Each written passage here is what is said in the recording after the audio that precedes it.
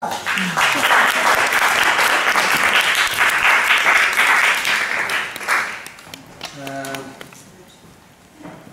večer. Sad jedan ozbiljan pozdrav, ono što ste navikli od mene.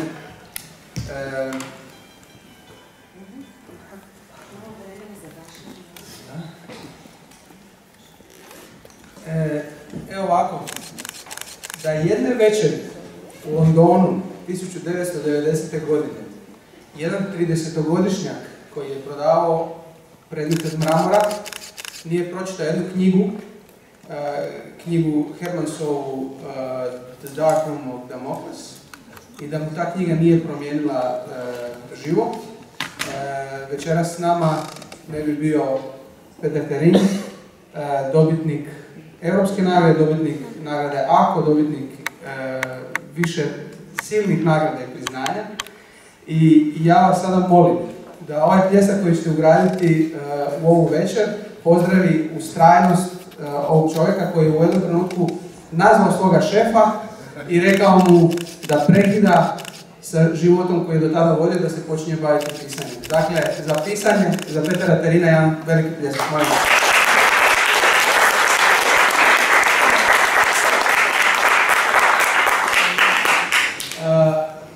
Peter, ovu priču sam pročitao u jednoj, zapravo, projekt je The Best European Fiction, koji je u Americi nastao, znači vodi ga Aleksandar Hemon, izabire najbolje autore europskih književnosti, predstavlja ih američkom i zapravo svjetskom čitateljstvu. Kako je zapravo se to dogodilo? Nekad nam se čini da postoji taj trenutak u kojem nešto frcne, ali rijetko smo zapravo navikli čuti priču da knjiga mijenja život. Mijenja li zbilja knjiga život? Kako se to dogodilo s tobom? Well, I didn't get the beginning of your expose to people, so I was just an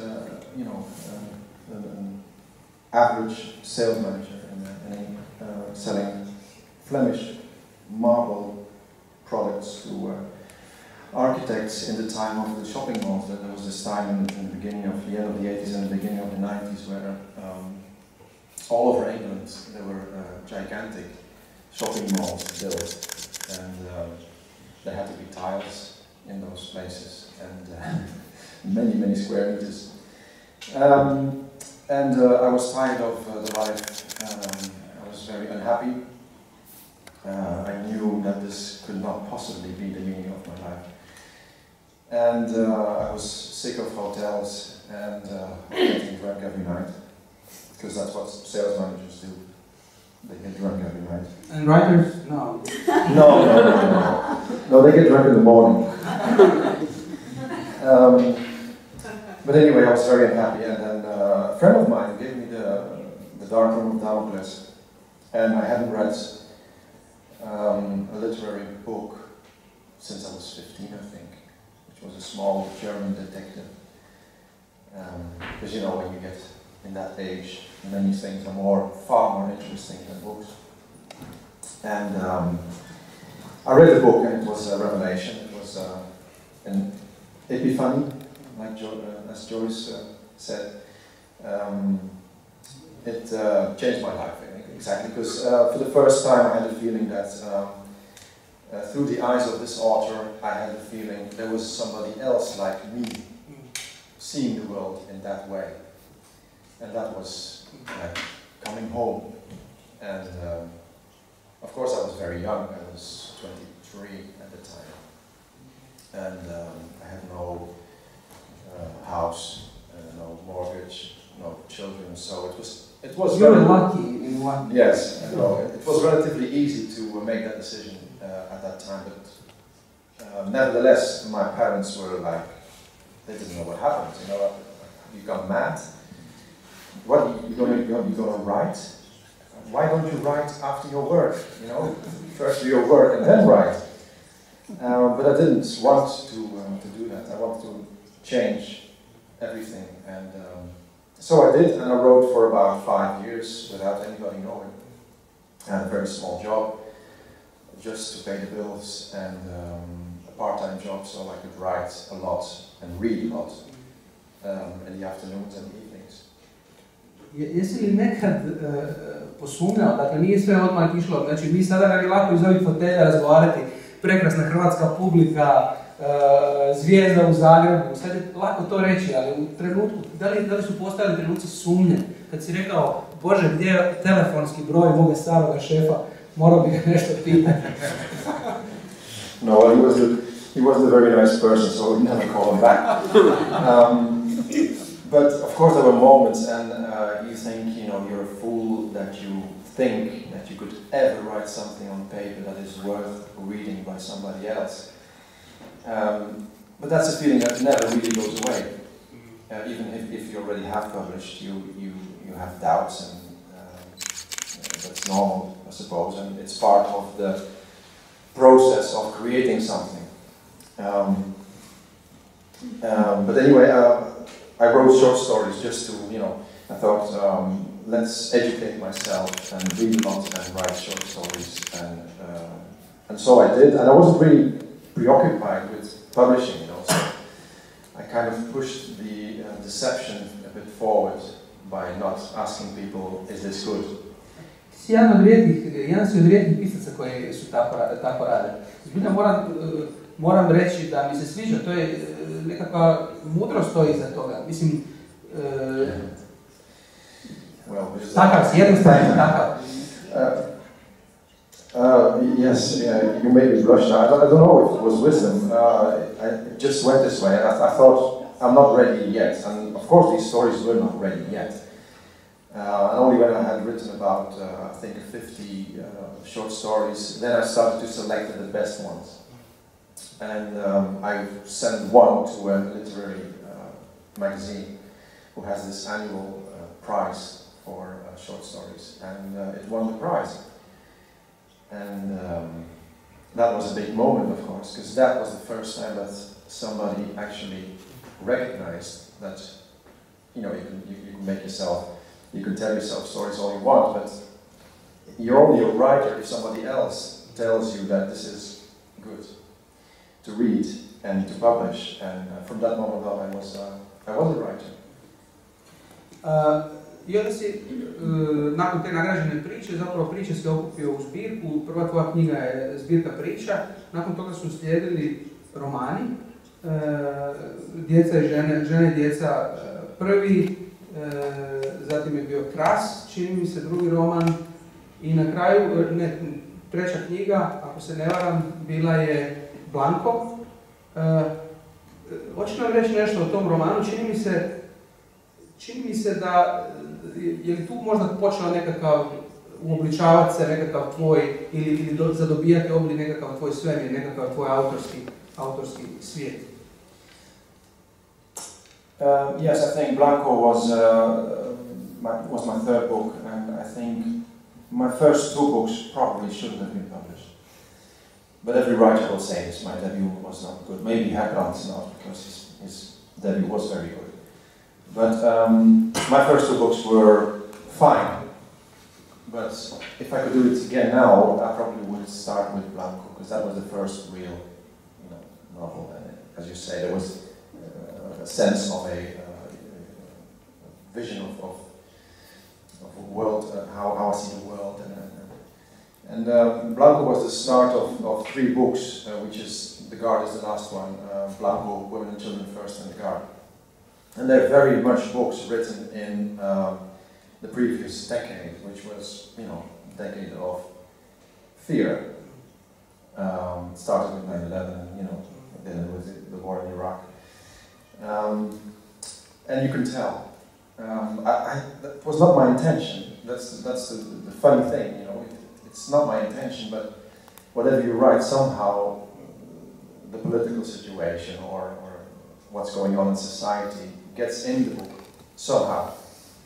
And these three books really are like, they're connected in a way. And I think with The Guard, I reached the top of that level, what I can do with this theme and with this vision. And my next book, Postmortem, which which won the Ako, is entirely different book, because you want to, as a writer, you want to have new challenges, and you want to, and you, as a person, you change. You get older, and you change. Ono što se, znači nakon čitanja Čuvara, to je bila prva tvoja knjiga, za sad jedina, nadam se da će ih biti još na hrvatskom koju sam pročitao.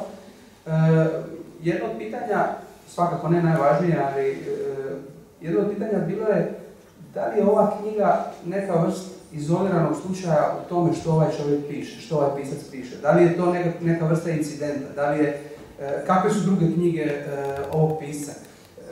Čini se neki pisci, recimo kad čitaš Cormaca McCarthyja, kad pročitaš Cestu, znaš da je to dio svijeta, da on može pisati o kaubojima, a može pisati i o nekoj distopiji, znači o nekom svijetu, u nekoj bližoj ili daljoj budućnosti, a da je to isti autorski svemir. I sličnu stvar osjetiš, ne znam, sa The Country of the Last Things of Paula Auster. Bio je nekakav moj osjećaj.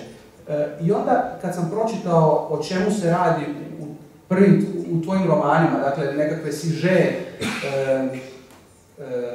Blanka i Djeca i žene prvi i Krasa, zapravo vidio sam da tu postoji jako puno poveznica, da tu postoji ta izoliranost, da postoji strah, da postoji nasilje, da postoji sužavanje prostora i zapravo ti postupci. Kako ti to gledaš sada? Da li se uopće slažeš s tim? Da li misliš da te knjige pripadaju jednom, mislim, kako bi ti oslikao svoj stvaralački svemir?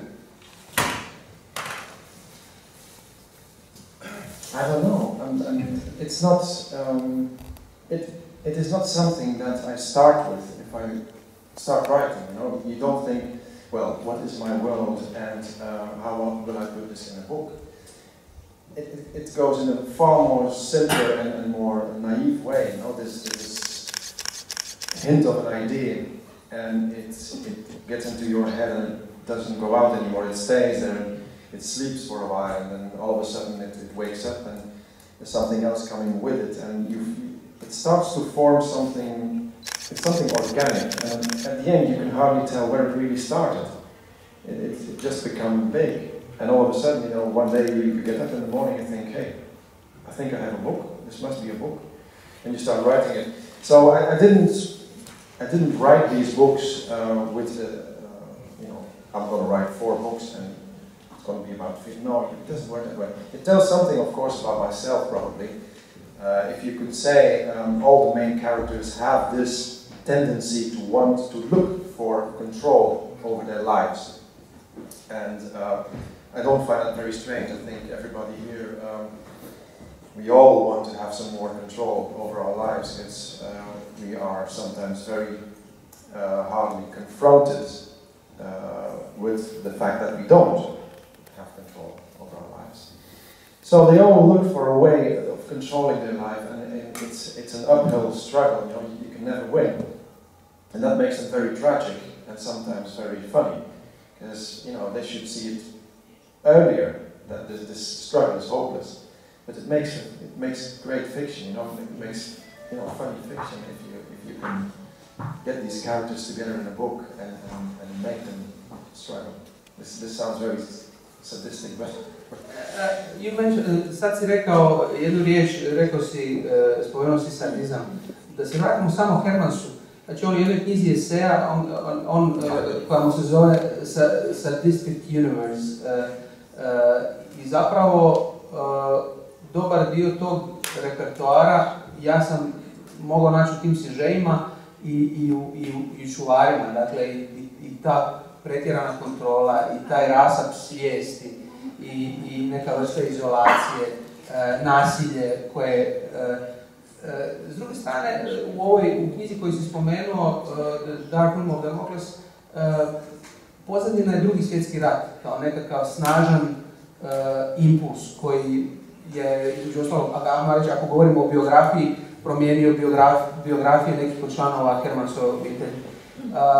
Svijet u kojem mi živimo nešto je drugačiji. Dakle, spomenuo si bio ove neke vanjske stvari, blizance, bombardiranje, teror, kontrolu. Oni su nevidljivi u ovom što pišeš, ali ih se osjeti. Znači, uspio si naći nekakav kod da nam svima stvari liježu. Barem su meni u Čuvarima legle. U Čuvaru, ono što, da se vratimo samo u tom sadističkom svemiru, i ti si ga spomenuo, da li je takav svijet? Mislim, I don't know. I must say, Herman had a very, very dark, very deep black vision of the world and nature and of the universe.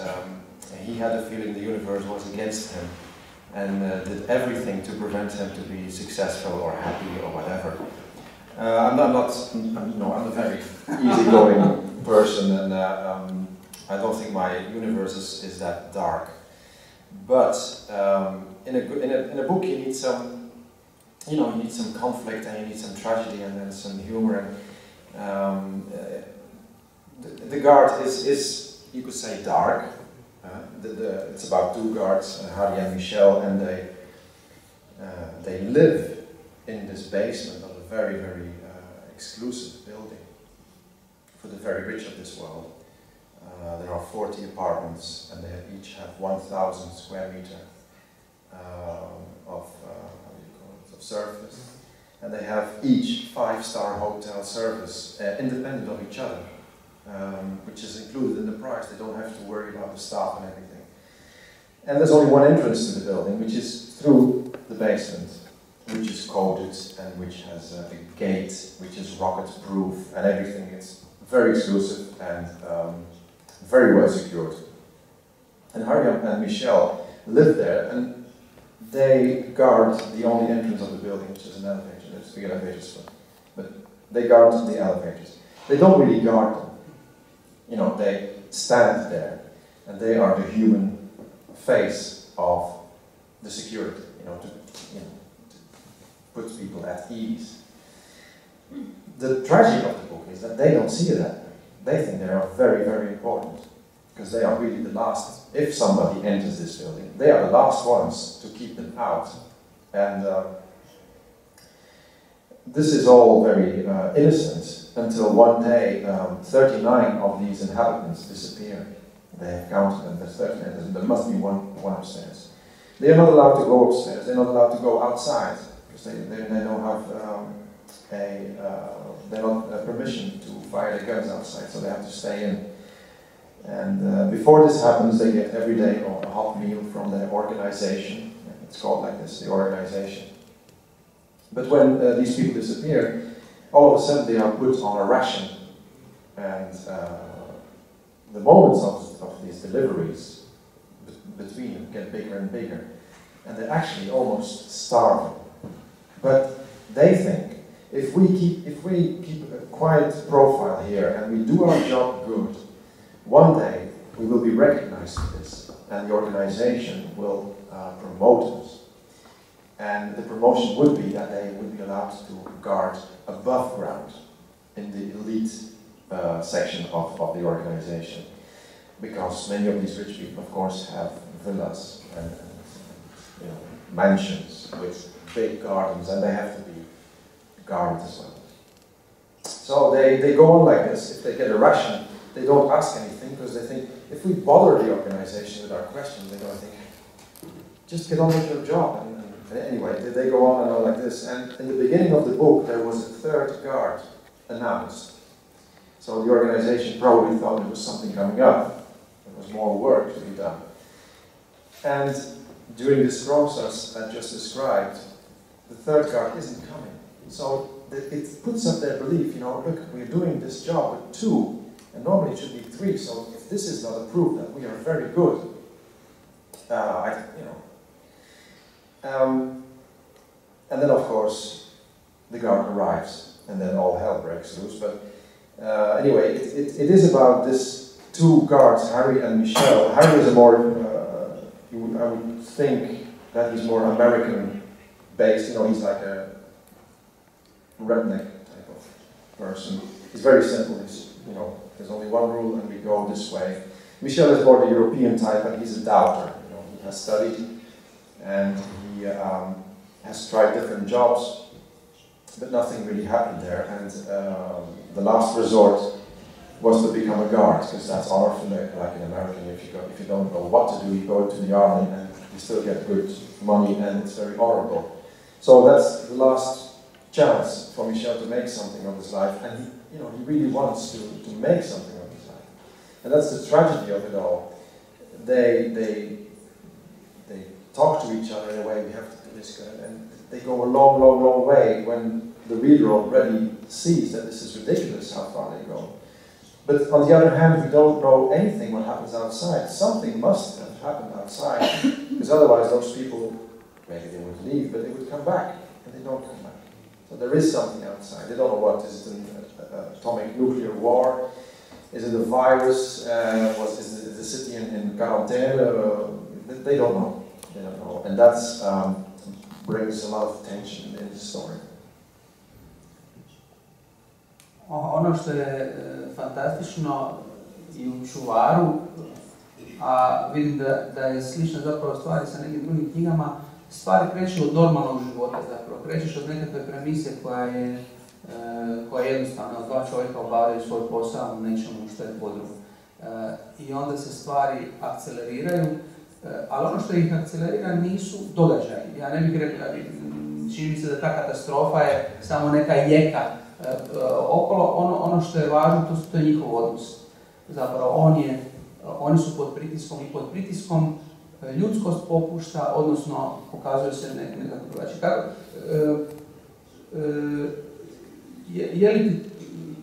Je li ti važno pokazati kao piscu kako svi mi možemo biti, mi smo svi u nekoj vrsti, mislim, možda je to moja preinterpretacija, nekom našem podrumu. Dakle, da su Harry i Michel zapravo samo najobičniji par i da se zapravo ta ista tragedija, isti pritisak može događati sutra u svakoj od naših soba i dnevnih boravaka kojim živimo. I think it's a novel about marriage, really. Yes, I mean, they don't have a love. They don't really have love, but they are depending on each other very hard, and they have to watch each other's back. And if you live for such a long time so close with a person, you have a relationship, no matter what kind it is, but you have a relationship. And that's what happens in this book. It's about the relationship, it's about the details, it's about indoctrination, it's about power of one over the other, it's just about marriage, it's just the same thing. And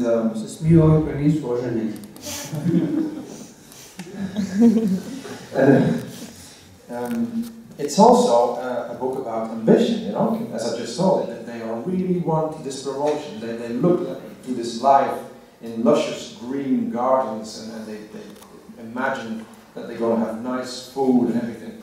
And I think we all are ambitious. I mean, we all have, in our own way, some kind of an ambition in life, because that makes it bearable. You think, oh, later, in 2 years' time, I'm going to be this, or we will do this, or I will buy that, or whatever.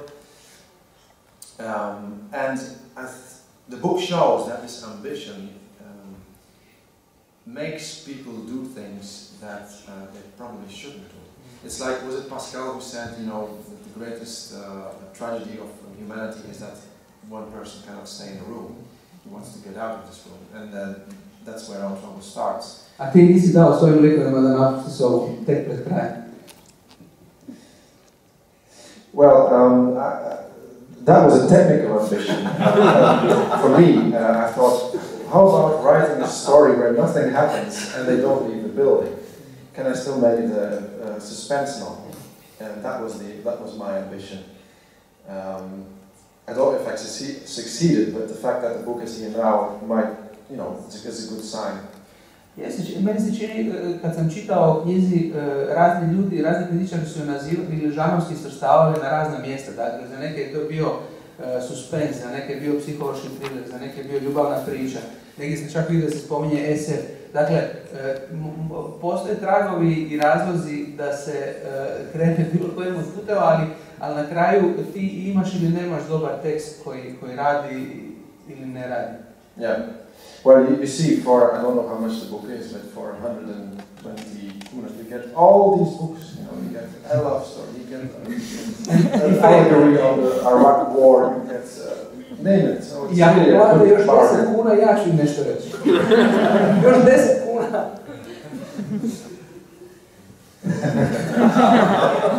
Volim ovaj delay, ovaj smijeh sa delay.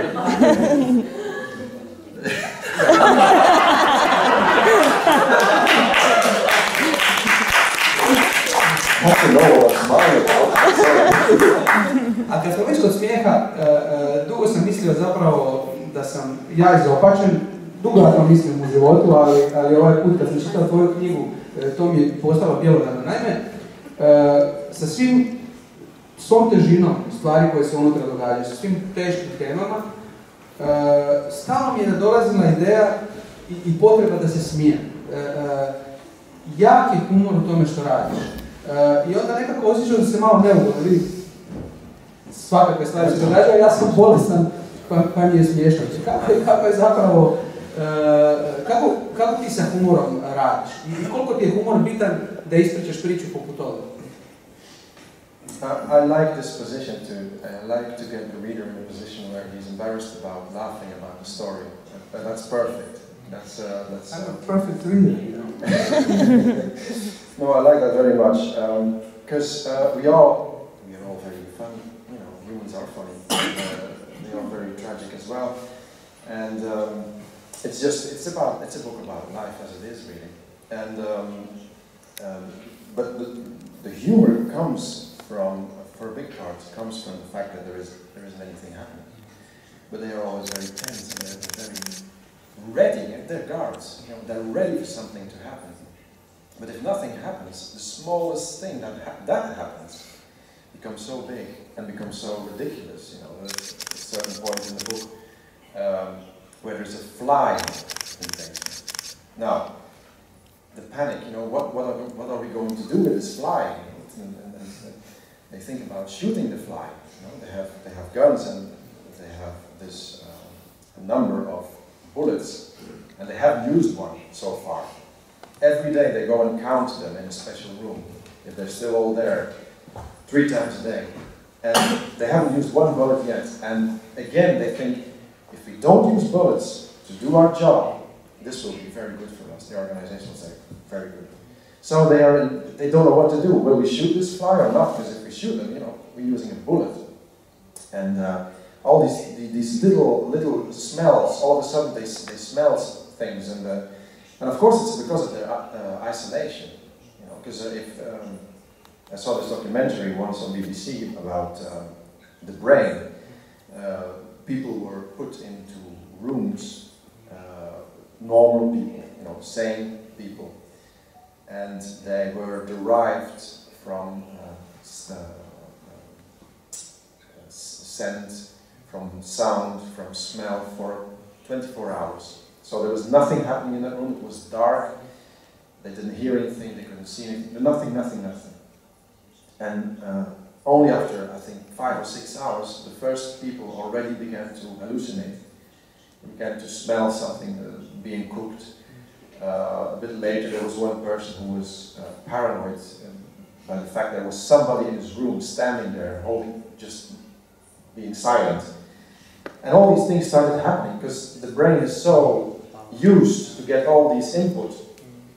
If it doesn't get the input anymore, it starts making stories itself, or see things itself. And Harry and Michelle have the same thing, you know, they have these smells, they start seeing things and they get slightly paranoid just because of their long time isolation in the basement. Spomenuo si taj eksperiment, ja sam znao mi se dovoljno čitajući Čuvara da sam se sjetio onih drugih eksperimenata koje, kada su ljude isto tako slučajno odabrane, podijelili uloge i nekima dali moć, a druge stavili u podređeni položaj. Dakle, što sve pritisak može čovjeku napraviti, gdje se događa, gdje je ona točka gdje svako od nas pod nekim pritiskom odustaje od ljudskosti, odustaje od etike kakvu znamo i kakvu upražnjavamo u normalnom, svakodnevnom životu. Well, I just said, for me this is also a book about Iraq, you know, how far do you go and how big is the influence of that fear of anything can happen to you, you know. Those American soldiers, and I'm a pacifist, but I felt very much for them being there, and everybody who you see, you try to be friendly, you know, you come and bring freedoms and democracy, but you walk around in these streets and everybody you see can be a potential killer of you, you know, they have cell phones, they can activate a bomb, and it must be so, it must be so hard to walk there and to live that kind of life, and only be really safe in your compound. And I don't know why I started now with this, but anyway, at the point when the third guard comes, that's when you see how far you can go, because there is this kind of love affair between Harry. There's a relationship, and when the third guard comes, he's very innocent and he's very straightforward, but still, because he is like that, he's a bit simple, a bit, you know, they start asking him questions and he doesn't know what's going on outside, and they think, this must be impossible, he must know something, he's deliberately not saying something. And especially Harry, who feels maybe jealous because Michel has an easy relationship with the guard, Harry begins to talk into Michel and make the other one black. He happens to be black in the book. And this shows how, if you keep repeating things, how this comes in, you know. I remember the time when we saw Bush Jr. and we saw Blair, and the only thing we heard was weapons of mass destruction. The word was, every time we saw them, the word was there, weapons of mass destruction. And in the end, you know, the whole world believed there were weapons of mass destruction. Not me. Not you? No. Well, I did. And it's this kind of power that you try to gain over someone by language and by logic and repetition. And that's also one of the big themes, especially in the second part of the book, because there, you know, they go very, very, very, very far to get to the truth. And they go so far that you can ask yourself, would I do this in this situation? You know, if you look at Razgovor, what happened there, would I go this far? If someone is so demonized, wouldn't I do this just to relieve myself of this tension that you experience in war? And well, that's what I did in this small environment and with this small select people. I tried to show these mechanisms also in this book. Upravo to meni se činio moćan postupak i to što ti čuvari koji su tako važni, znači priča sa oružjem, oni čuvaju nešto, sprovode neku vrst drila, sve čvrsta je regulativa koja ih drži. S druge strane, pokazuju se kao nemoćni, znači kad god se nešto dogodi, ulazi dostavni kombi, osvijetli ih farovima, oni već su toliko slabi da ne mogu, da ih je svjetlo izbezumi i poslije su nemoćni. Kako si pokazao zapravo na taj način koliko je slab taj neko ko drži oružje i koliko ga se da izmanipulirati. I ono što si spomenuo, taj treći čovjek, to je onaj stari trik antičke drame, kad zapravo prava stvar nastaje sa dolaskom trećeg. Koliko ti je zapravo, rekao si, ove neke tehnički izazovi. Dakle, prvi tehnički izazov je bio, kojeg si spomenuo, kako sa minimumom događanja postići dinamiku, postići napetost i učiniti da se taj tekst čita kao thriller. I drugi, po meni isto taj drugi ključan postupak je dolazak trećeg, po meni treći postupak nećemo otkriti, ali to je kad se kreće, kako paralelno ide taj nekakva ideja o pisanju romana i rješavanje tehnikalija, znači izazovi koji osjećaš pri realizaciji? Well, the story, you know, I always start the story, my novels with, I need a beginning, some kind of scene with characters, and I need a beginning, and I need an ending. And I only start writing when I have the title as well, then I'm kind of sure that this will become a book. I could not, during the process of writing it, many things I had not foreseen, you know. I did not know in the beginning of the book that they would stay in the building, they would never come out. I thought it was not possible to write it like this, but it was possible. Actually, it makes the book stronger, I think, that they don't get out. You never know what happens outside, and actually it isn't really important. It's about a lot of other things. What happens with the third, with the guard, I didn't really foresee that. But that's the funny thing. There was they have this ritual, Harry and Michelle, and this little. They only have one little knife, a potato knife, and they use it to pick each other's beard. And because of this knife, all of a sudden I had this idea for quite a brutal scene with the third guard. So that's another idea. And then you start writing to that way, and then you think, okay, now we are here. The end of part 2. What happens now? And I think, okay, there's somebody still in the building. You know, what are they going to do? And then I thought again, okay, the United States and the Allied forces didn't have a UN resolution to get into Iraq, so I have to give them strict orders not to enter the building. But still, they do it for the bigger case, for the bigger purpose, and they go looking into the building for this last person, and they get into this strange building that they could never foresee, because it's not a straight building at all. It seems to be a kind of organic thing. With in one floor, it's like an English castle, and on the next floor, it's like a mosque. And there's these staircases that they didn't know they were there, going around it and going through it. It's like going through, you know, the world passes by. And I thought that's not a bad idea. And well, I'm not going to say anything about the end, of course, but that's how it goes. You know, it's a process, and it's not something. I don't work like that. There are other writers, of course, who work like that. They want the book, they want to know the book completely, and then start writing it.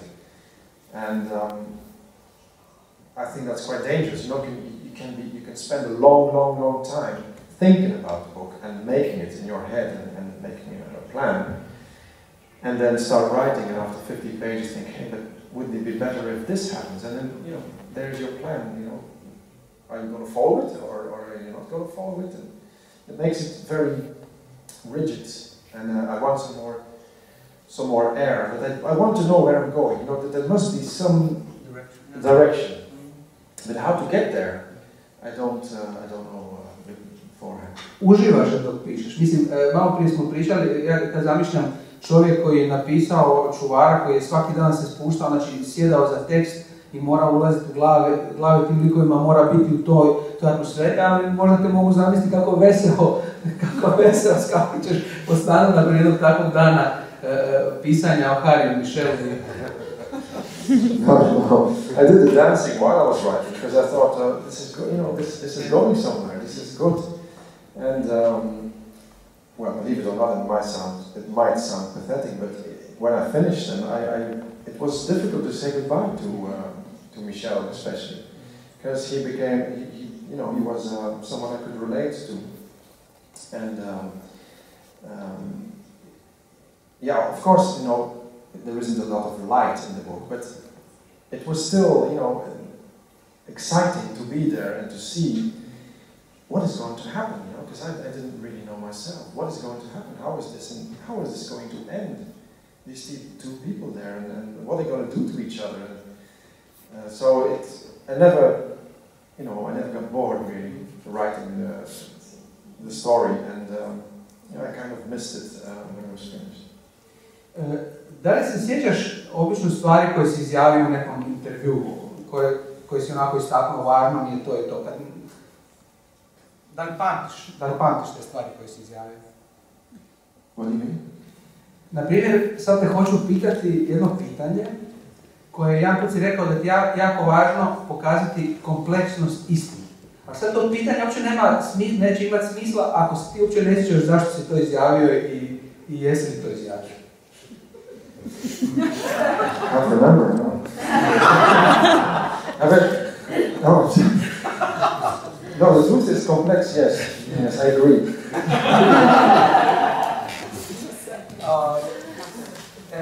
Ja sam to nekako shvatio, bar nekako na pozadini čitanja Čuvara. U Čuvaru je jako puno staza, jako puno tragova kojim se može krenuti. I ništa nije jednostavno, uvijek se okreće svaki odnos. Je li to svijet u kojem živimo, je li to svijet koji te zanima? I što je zapravo tebi, ako postoji neka tvoja spisateljska istina, što je ona? Well, I'm not really interested in that. You know, I write my story, and people decide what the truth is about the story. You could see it as a book about religion. You could see it, as I told, a book about marriage, or as I said last night, somebody said to me, you know, this is a book about the financial crisis. Because, you know, all these people are rich, and now they're forced to leave. They can't afford this place anymore, and you know, so people make their own story. That I like myself reading books, leaving space, and involving the reader by kind of asking him or forcing him to think about it and help make the story together with the text. So I'm really not. I'm not a dictator, you know. I'm a masochist, but I'm a sadist. Sorry, a sadist, but no, maybe I'm both. I don't know anymore. But I'm not a dictator, you know. I don't want to say people this is about that, and you have to read it. Like, no. Htio sam reći, ono što, recimo, društvo koje mi živimo, to te može ili ne mora zanimati, skloni smo reći, ona istina je složena i postoji dvije strane i to, ali recimo u Hrvatskoj, u ovom što mi živimo na svakodnevnoj osnovi, događa se da nas jako zaboli, znači kad dođemo do neke točke, jako smo neskloni prihvatiti da je ta istina složena. Znači to je nešto, i mislim da je to možda ljudska reakcija, povučeš se.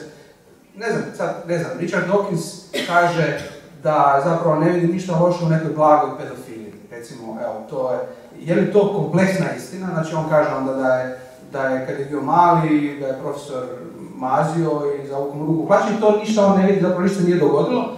I to je zapravo samo, eto, ne vidim, ali kad imaš djecu, znači kad zamisliš takvu stvar, teško ti je pristati na Dawkinsa ili na bilo koju, da ti neko kaže da je tu istina nešto kompleksnije. Ono što sam osjetio u tvom tekstu je da boli, znači da dira stvari koje bole, dakle, da možda upravo provocira tu granicu gdje smo nespremni priznati da je istina kompleksna. Ne znam. Yes, well, what I think is that people are aware it is complex. I suppose religion has originated this way, you know, because it is easier to believe in one thing. And I think people choose their truths, and stick by it. And I don't particularly see this as a bad way of living, because you can make yourself very unhappy and your surroundings very unhappy by trying to find the truth. So I never, I always try, well, you have to as a writer, but I always try to see what the other people, what the other person or who I meet, how he sees his truth. And I respect that, you know, but you can have discussions, especially about a subject like this. But I don't condemn people who believe in their truths. It's a way of surviving. I think we all do it, and we all say we don't, and we think we're very broad-minded and everything, but I don't think so. I think we all have this. Our brains it is impossible. It takes too much energy to try to even comprehend all the truths that all the different sides of one fact. Even facts are not really fact. Well, of course, water boils at a certain temperature, of course, but it is very, very difficult. And when I was younger, I was like, it was totally different, you know, because I could not comprehend that people choose for a life, a civilian life with a house and kids and a dog, and now I'm one of those persons. So I thought, hey, how did I get here? You know the song, but you do, and there's nothing bad with it. It's nature, you know. You get older, you change, you get a bit wiser if you're lucky, and you have to accept. I think that's the biggest gift if you can reach, that you accept your life and who you are. We all want to be someone different, you know. A što se tiče rizika, dakle kažeš, promijenili smo se, ali meni se čini da su Čuvari na jedan dobar način riskantna knjiga. Znači da su knjiga pisak koji želi isprobavati neku novu granicu, koji ne želi igrati na sigurnu kartu. Znači, iako imaš psa i kuću i dvoje djece, znači ipak riskiraš u književnosti. Yes. Well, a risk is a big word, you know. I don't have to wear a helmet and a bullet jacket, bulletproof jacket. You know, it's all very, very relative. And I don't have a dog, by the way. But it is a different. It's not a way of life that many people would choose or would indeed. Risk, probably, because there is very much financial security is zero. You don't know what you're beginning at, you don't know if you know your brothers, and so on.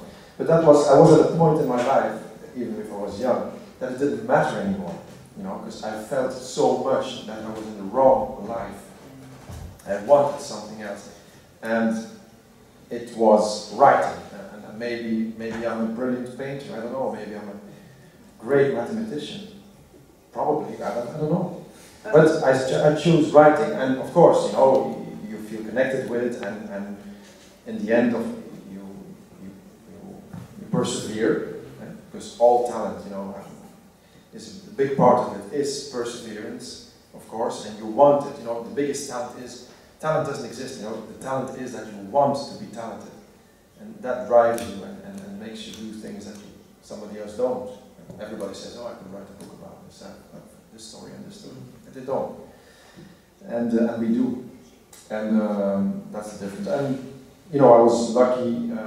I lived in a country where I could still survive with a part-time job and have an apartment, you know, and a normal life.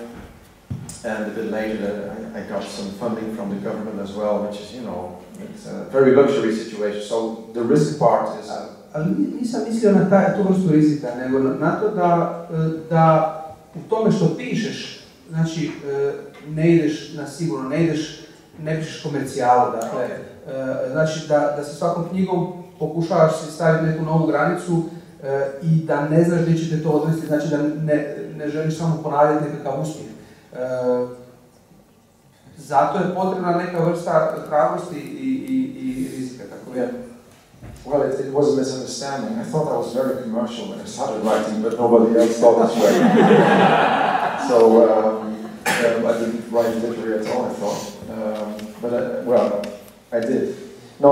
I mean, you write the stories that you have to write, and if you start considering any commercial thought, you know, where do you end? You know, how far do you go? I don't know. Everybody talks about the reader. Who is the reader? There's readers here, and they're all different. So how can you write a text with this idea of, well, I want to reach an audience of 200,000 people? How do you do that? You don't. You cannot do it. And if it would be possible, publishers would only publish two writers or 3 writers in a year, because that would, solve everything. It doesn't. It's impossible. The only thing you can do as a writer is follow what your instincts and what you want to tell and how you want to tell it, and just follow that route. And if it's authentic and if it's something will happen or not, you don't know. But I was lucky, something happened. Postmortem, znači knjiga koja je došla nakon Čuvara, je to bila, da, zadnji si dobio nagradu Ako, znači to je prošle godine i obje, znači ima godinu dana. Ona je drugačija od Čuvara, ona je bestseller, isto kako te dvije knjige, to si sam rekao, razlikuju se, znači napravio si, Čuvari su imali jako dobar uspjeh, znači europska nagrada i tako dalje, i upravo na tragu ovo što si rekao, tražiš neki novi put, otvaraš neke nove stvari. Hoćeš nam reći nešto o postmortemu i o knjizi na kojoj sad trenutno radiš, ili kakva ti je zapravo praksa, ili govoriš o knjizi dok je pišeš, ili šutiš o knjizi dok je pišeš? I used to be very silent about the book I wrote about, because I thought it's a secret, and if I say something, other people will run away with it. And now I've changed completely. Now I want to have this area for me, and I go publicly saying, I write about this, so nobody else can come and say, oh no, I wrote this book and it happens to be the same, and I was first. So now I talk a lot about books that I'm going to write. And the more I talk about it, the more they exist, and the more I'm obliged to write them, because I've talked so much about it. So I like this way better than being silent all the time. So yes, I want to talk about, Postmortem was a very different book, because something happened in my life, and I'm a very different person than before, because about 5 years ago my daughter had a brain stroke when she was nearly 4, and that left her half of her body paralyzed. And she could not speak anymore. So that was a pretty big event in our life. And I wrote a book about it. I was already writing a book about a novel, about a writer who develops a phobia for his own biography. Because, which is, if you think about Salinger and what happens now, and all the gossip in this so-called biography, which is out now. I don't know if it's out here, but it's out now in America with us. That writer believes that nobody, not a biographer, nobody can really grasp who he was in a book. Because people, they're going to tell things, and they're going to see the truth again, they're going to see a different angle they're going to look at a different angle at a certain event in his life, and it's going to distort everything. Anyway, he's got this idea for a thriller-like book about a very famous writer who lives he's very shy, he lives in the woods and whatever, and he starts to track back and look for people who might know something about him and what they're going to tell him. He tries to get control over the life of he tried to get control over the life after his death. Once he's dead, he's going to have another life, the life that people tell. And that's very egocentric, of course, but he does that because of his daughter. He's got a daughter of a small child, and he thinks, if I die tomorrow, what kind of a dad will she get? She will get an entirely different dad, because it's going to be one who is constructed by other people, by stories, by anecdotes, which might not be the truth, which might not have nothing to do with me. So he's very afraid of that. Anyway, he's in the middle of this, I show this process in the first part of the book. I show this process of how it is to write a book, how this idea that he gets in his mind starts changing the way he looks at his world and his surroundings, because everything is now kind of in function of what he is about to write. So the world kind of changes with the book. That's also very fascinating, a fascinating part of being a writer. And at the moment where he really gives himself to this fiction, this novel, he is put down on the earth again by the hard reality of what happens with his daughter. And in the middle part of the book, he is at the hospital sitting next to his child who's in a coma. And he writes down what is happening. And well, anyway, that's a big part of the book. And it goes on in the third part of the book. The writer, who was not famous in the first part, by accident becomes very famous. And actually by his life, he's still alive, somebody is appointed to write his biography, unauthorized. And, well, I can't tell anything there, but there is a communication between the writer and the biographer through images. Images he took, videotapes he took of his daughter, trying to walk again, trying to speak again, and showing to this biographer, look, this is important. If you want to say anything about my life, say something about my daughter, because that is important. What I did was not important.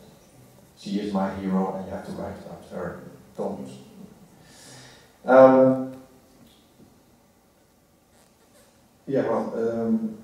That's post-mortem, yes, in brief. And the book I'm writing now is again, totally different, because I like to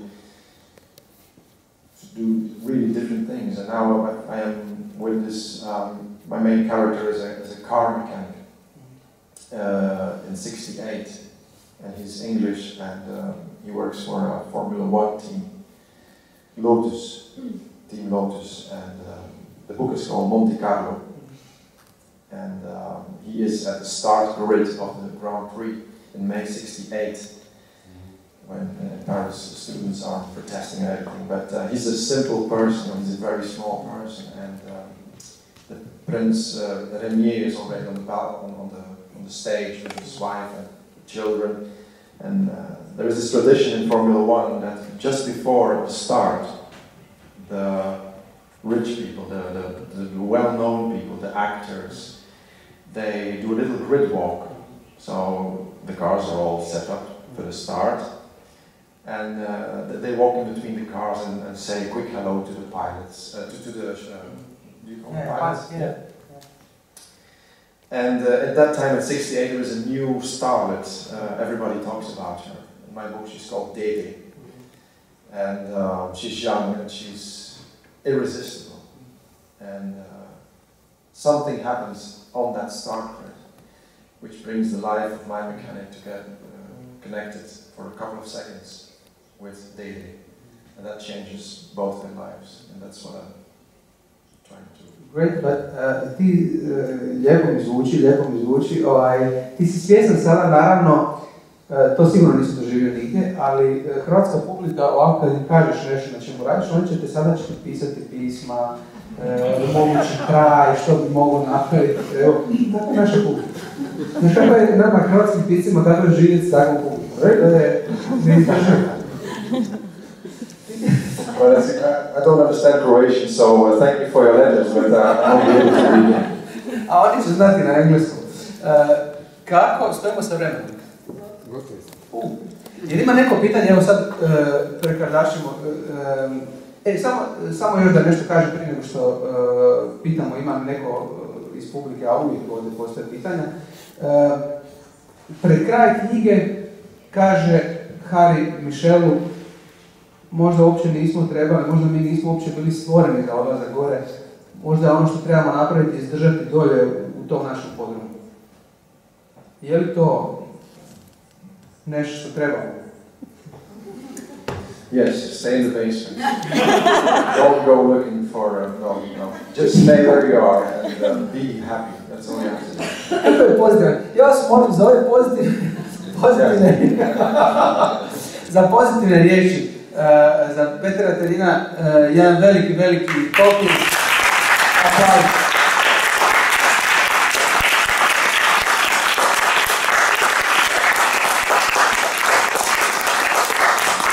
sad imate ovako pitanje. Ja sam već prije Peteru rekao da je najnormalnija stvar da budete 10-ak pitanja u Hrvatskoj i sva su jako pametna, večera ćemo se zadovoljiti sa jednim. Evo, nekako smo isturili nam je vrijeme. Onda, ko je to taj jedan? Evo ga, izvolite.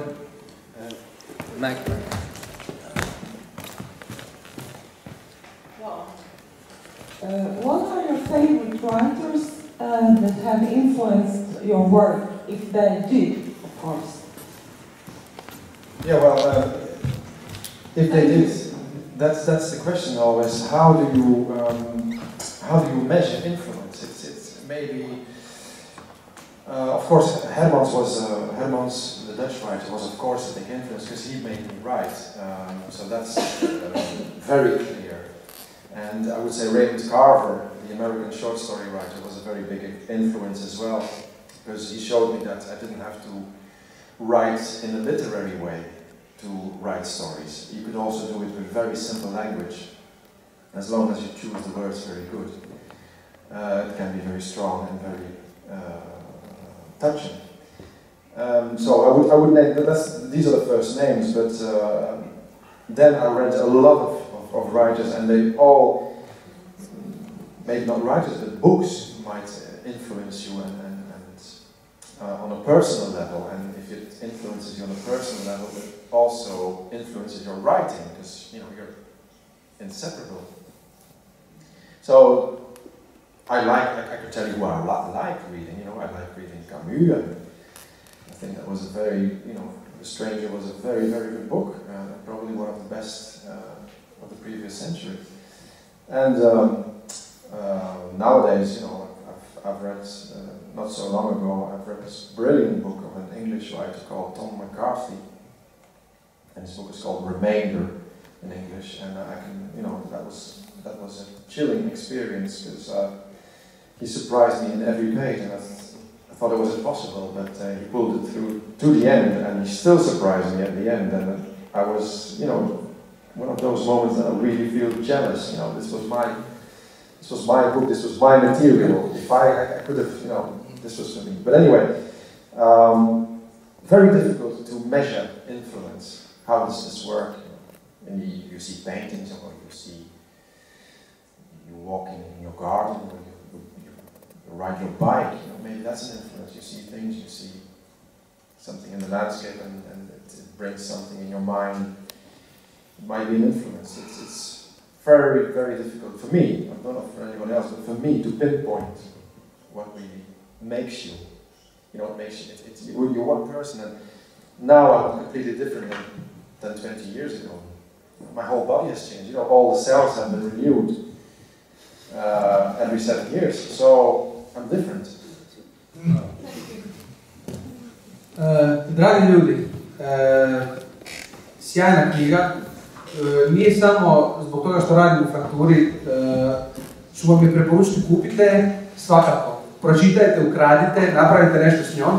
Svako će u njoj naći nešto, recimo ono što se meni dogodilo, ja čitajući je jedan od tragova, dakle, kad kreće taj rasap, meni se čini da taj čovjek koji odlazi na Kvasinu lagano, da priča priče o svijetu oko sebe, baš kao što radi pisac. I zapravo to je meni bila zapravo lekcija iz pisanja, onda sam se pitao, zar svi ljudi koji pišu zapravo su ludi, je li to poanta, ali ostavite to meni, to su moji vlastiti demoni. Ja bi ovom prilikom pozdravio i zahvalio prevoditeljicama koji su napravili sjajan posao, simultano prevođenje i Romana Perečinec koja je prevela knjigu. Hvala vam.